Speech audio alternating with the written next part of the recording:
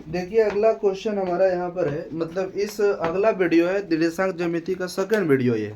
इस वीडियो को आसानी से हम देखते और समझने का प्रयास करते हैं कि इसमें तीसरा क्वेश्चन है। अगला में 2 क्वेश्चन करवाए थे, इसमें भी तीसरा क्वेश्चन लेकर आए कि बिंदु P -6, 10 एवं Q 3, -8 को मिलाने वाला रेखाखंड को बिंदु -4, 6 किस अनुपात में अंतः विभाजित करती है।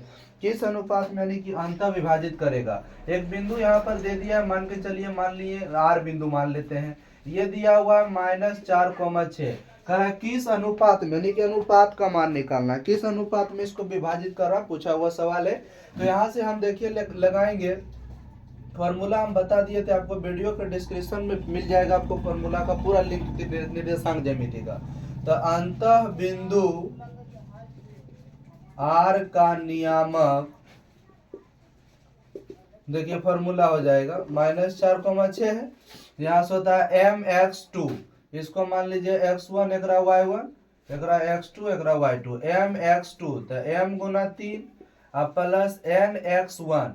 nx1 का मतलब देख लीजिए, n तो पते नहीं, यही तो m और n का मान निकालना, मतलब m अनुपात n में से बांट रही है, पता नहीं है अनुपात क्या है, लेकिन m अनुपात n मान mx2 प्लस nx1, nx1 मतलब -6 अब बटे m प्लस n, अगर बाद my2 देख लो, my2 का मतलब -8 प्लस ny1 का मतलब हो गया 10 अब बटे कितना m प्लस n। अगर बाद देखिए r -4, 6 और यहाँ 3 गुना m करेंगे 3m और यहाँ 6m अब बटे हो गया m प्लस कितना n। और फिर यहाँ पर कहेंगे -8m और प्लस 10n और नीचे आपका हो गया m प्लस कितना हो गया n हो गया। ठीक है, थोड़ा सा इंक खत्म हो गया है, हम इंक डाल लेते हैं, नहीं तो फिर लिखेंगे कैसे बताइए। अब खाते हैं तब चलते हैं, इसको भी चलने के लिए तो कुछ खाना चाहिए।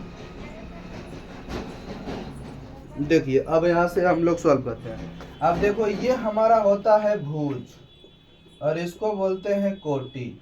तो इधर भी भुज और कोटि, तो भुज बराबर भुज कर दीजिए, कोटि बराबर कोटि कर दीजिए, किसी एक को बराबर करेंगे m अनुपात n निकल जाएगा। तो 3m - 6n अब बटे m प्लस n कर दिए बराबर में -4। अब यहाँ से करिए तो मल्टीपल 3m और -6n, 4 गुना m करेंगे 4m और 4 गुना n करेंगे तो हो गया 4n। अब यहाँ से कह देंगे हम कि 3m - 4m अब बराबर उधर हो जाएगा -4n अब प्लस 6n। 4 में से 3 गया तो एगो m बचा, 6 में 4 गया तो कितना हो जाएगा, 6 में से 4 चला गया तो कितना हो जाएगा, ये भी तो -4m होगा, ये भी 4m, तो उधर यानी कि -4m इधर चल गया तो प्लस का हो जाएगा।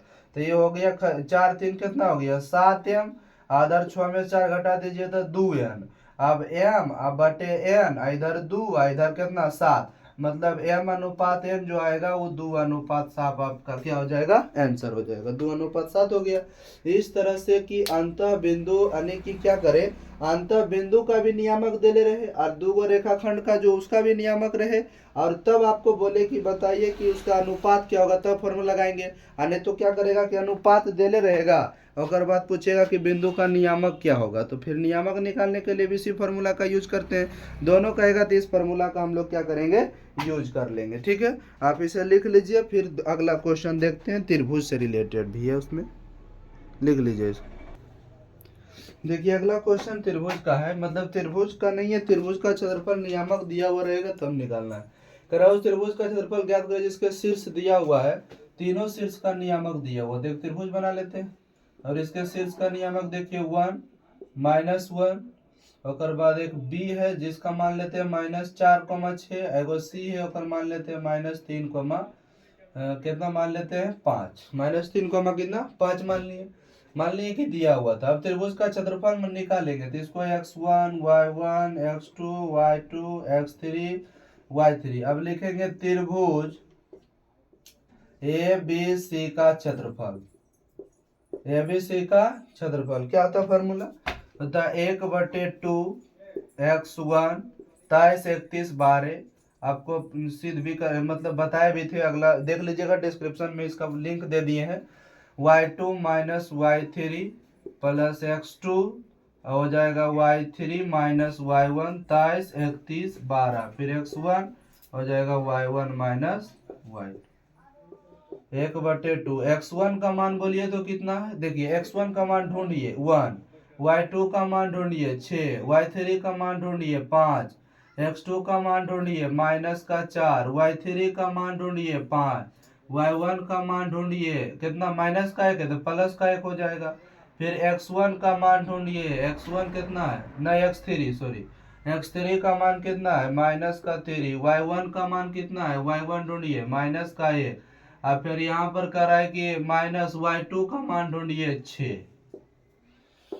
1/2। देखिए 6 में से 5 गया 1, 1 गुना 1, अब 5 1 6, 6 गुना 4 यानी कि हो जाएगा -4 गुना 6 प्लस, यहाँ पर भी हो जाएगा कुछ -3 और 6 1 -7 होगी 1/2।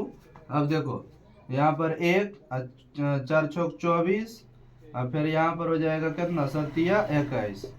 अब देखिए 21 1 22, 22 और 22 24 में 22 गया तो 2, 1/2। त्रिभुज का क्षेत्रफल मोड लगा हुआ रहता है तो यहाँ पर आपका हो जाएगा पॉजिटिव 2 2 यानी कि 1 यूनिट, 1 स्क्वायर यूनिट आपका क्या हो गया, आंसर हो गया 1 स्क्वायर यूनिट, 1 स्क्वायर यूनिट हो गया। तो त्रिभुज का क्षेत्रफल निकालने के लिए formula 1/2 x1 y2 minus y3 x2 y3 minus y1 x3 y1 minus y2।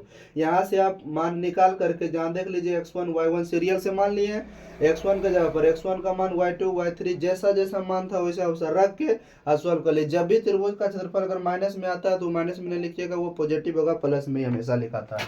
ठीक है, इस बात को याद रखिएगा। अगर मान के चलिए केंद्रक निकालने के लिए कह देता, अब लिखिए इसको, केंद्रक निकालने के लिए अगर कह देता तो केंद्रक वाला सवाल अगले वीडियो में देखेंगे। ठीक है, मिलते हैं फिर अगले वीडियो में, उतार लीजिए अभी।